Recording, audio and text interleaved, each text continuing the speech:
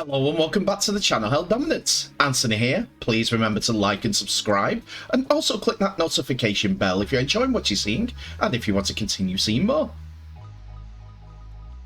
Coming up in this episode, Tony Smith to cross the city to join the Black and Whites. Workington's Chris Thorman to leave at the end of the season to take up another position. The NRL playoffs kick off and the Penrith Panthers face Parramatta Eels in round 1. And Rugby League is in mourning as Queen Elizabeth II passes. So we begin today's episode with the news that Hull FC are about to announce the imminent arrival of a new head coach.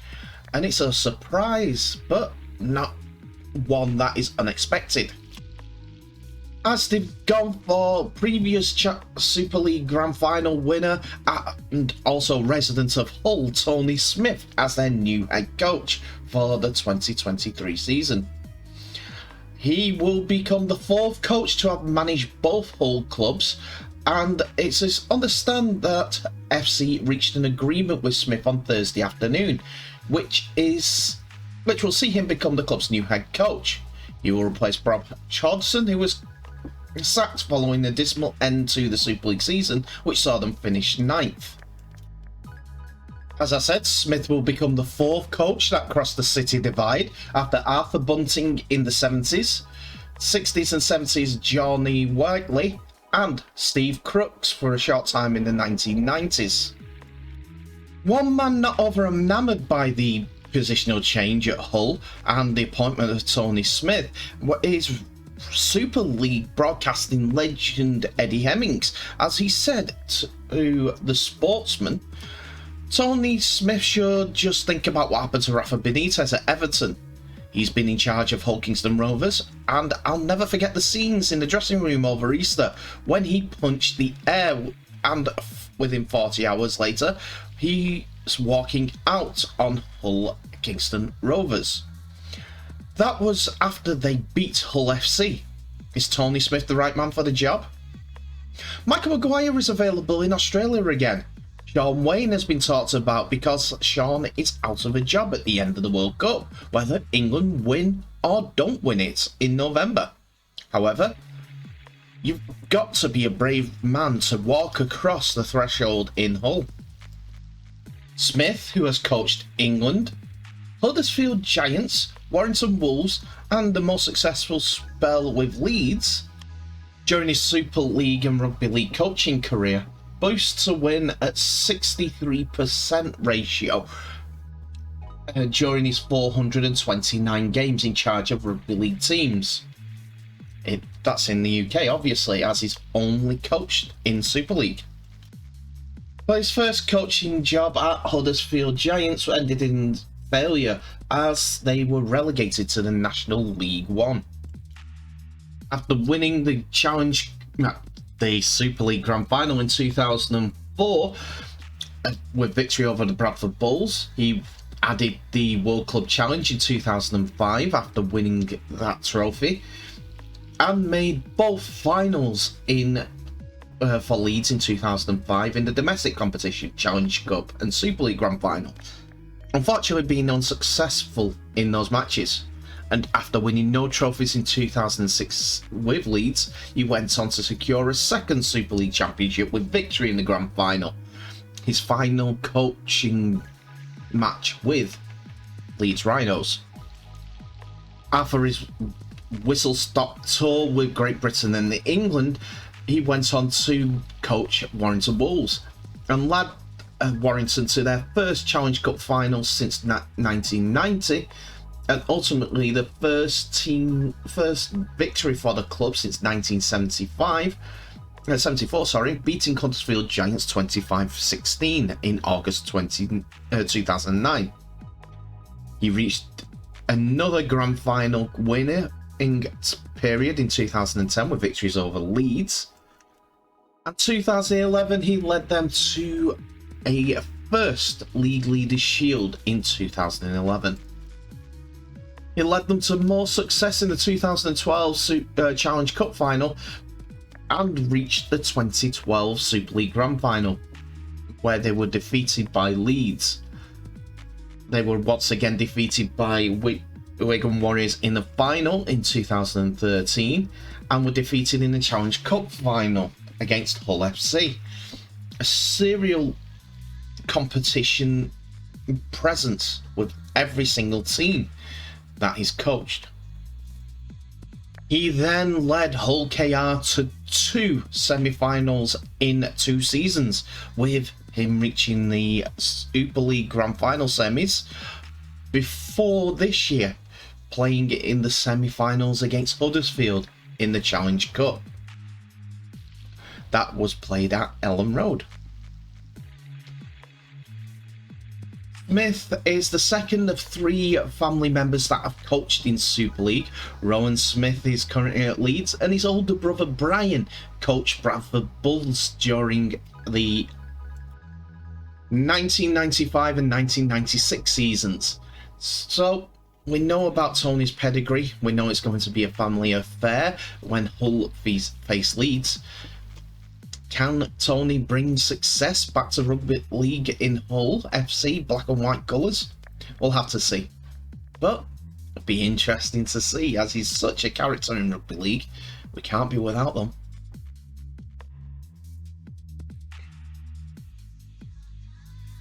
We now drop down a division as it has some connection to Hull FC, as Chris Thorman, the head coach of Workington Town, is set to leave the club after the final game of the season at York City Knights. Thorman, 41, has led Town to promotion in League One last season, but found life much tougher in the Championship, and the Derwent Park side has only won 1 game all season. It is understood that Thorman told the club's staff and players on Sunday that he was leaving, and subsequently the Workington directors have put out a short statement. It's read, head coach Chris Thorman has taken the decision to accept an opportunity at another club and will leave us at the end of the season.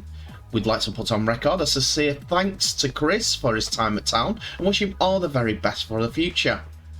Further details to follow, as Chris and the club's focus is on our final game of the season away at York. Workington's Town Board of Directors. Although Town have not named the club, one of the other rumours that are going around is that it's believed to be Newcastle Thunder, members of the Championship who are just announced that they're going part-time next season and are looking for a new coach ever since Eamon O'Carroll and now Dennis Betts have both left the club. Thorman also hails from Wallsend, which seems to be a perfect fit for the Thunder after a distinguishing playing career with Sheffield, Huddersfield, London Broncos, Hull, York, and a short spell with Parramatta in Australia. He coached at Hull, Huddersfield Giants until accepting the job at Workington in 2019, and in April last year signed a new deal that would keep him at Derwent Park until the end of 2024. But during the recent financial struggles for Town, Thurman took a significant pay cut as the club made savings across the board with players and other staff members. But a new rumour has come out since that Hull FC is his destination. It's part of Tony Smith's board. Whether that is true or not, we'll have to see. But I'd like to think that he will stay as a head coach, as he has so much to give. And like they said, he has got so much to give to a club in the Championship. He just needs the financial backing and also the connections, which Newcastle had with the connection with the aforementioned leaving parties through Super League with Wigan Warriors. A number of their former players are there, and other Super League sides that they've dealt with in previous times, like Leeds. We'll have to see, but for now, he's got 1 more game to go against York City Knights. Can he make it the second win of the season? We'll have to see.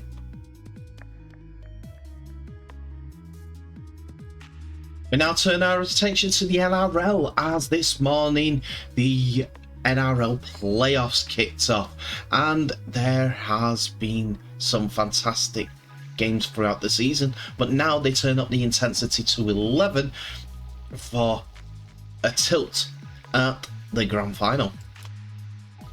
Thanks to a very competitive season, this is how the lay of the land is with each team in the playoffs. So, Penrith Panthers face the Parramatta Eels in the first elimination game, which means the winner goes on to the semi-finals, while the losers go into a last chance saloon game against the winner of Melbourne Storm versus Canberra Raiders.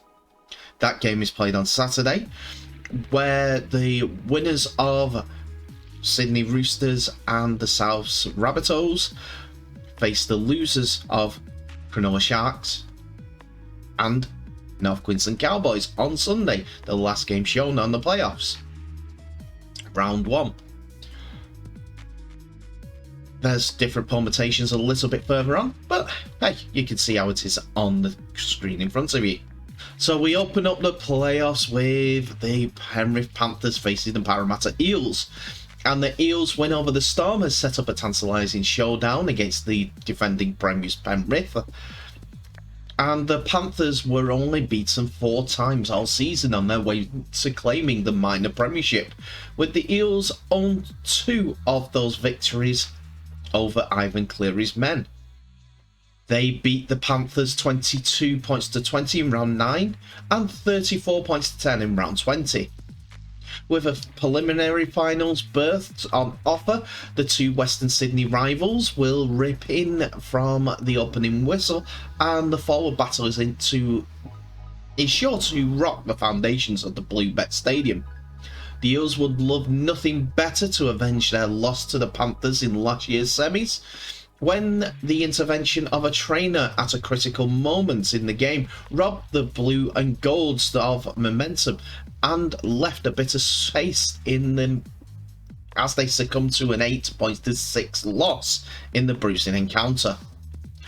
The Panthers went on to beat the Storm in an epic preliminary final and the Rabbitohs in a tense decider to claim the club's 3rd premiership, and they have given themselves a great shot at the first back-to-back premierships since the Roosters did it in 2018 and 19. So who have the 2 Titans named in their teams? Well, so for the Panthers, Mitch Kenny will start the game at hooker and Ape Coruscant goes to the bench in a switch an hour before kickoff. Coruscant's ankle injury and bench forward Spencer Leniu return after missing the round 25, while superstar halfback Nathan Cleary will be champing at the bit after 4 weeks on the sideline due to suspension. He'll join forces with Jerome Luai, who was given a rest last weekend, along with 11 other members of the regular starting side. For the Eels, Murata Niokore starts and Ryan Matterson goes to the bench in a game day switch by Brad Arthur, and he has employed the same tactic in the past 3 weeks. The 17-man squad is also the same one that got the job done against Melbourne to snatch a 4th spot on the back of 5 wins in their last 6 matches.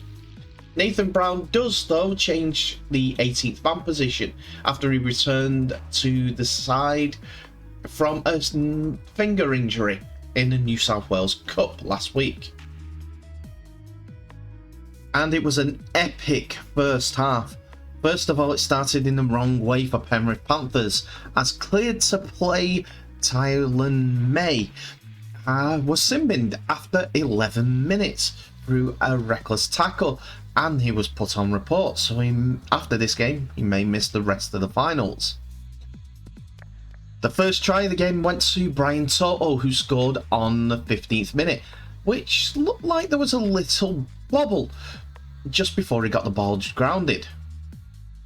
Nathan Cleary converted on the 16th minute before Oregon Kafusi went over on the 28th minute, Mitchell Moses adding the extras, and it was 6-all.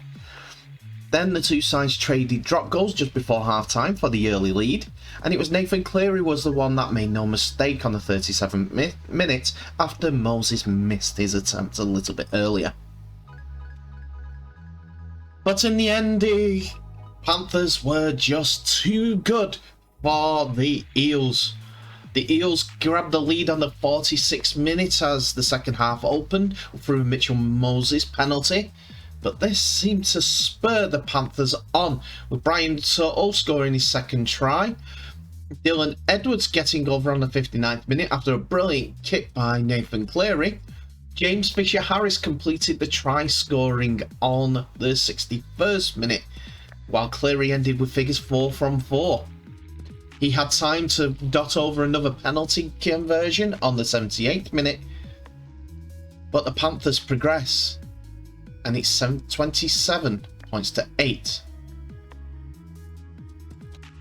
And we finished today with the news of Queen Elizabeth II's passing yesterday, and as part of a rugby league family, we send our sincerest condolences to her and her family on the passing of part of the rugby league family, to be fair. She first got a taste of rugby league in 1953. As in the first year of her reign, she handed the trophy over to Huddersfield in their last victory and win of the Challenge Cup trophy. A game that was be remembered for Peter Ramsden becoming the youngest player to win the Lance Todd Trophy at the age of 19 after 2 tries in the game.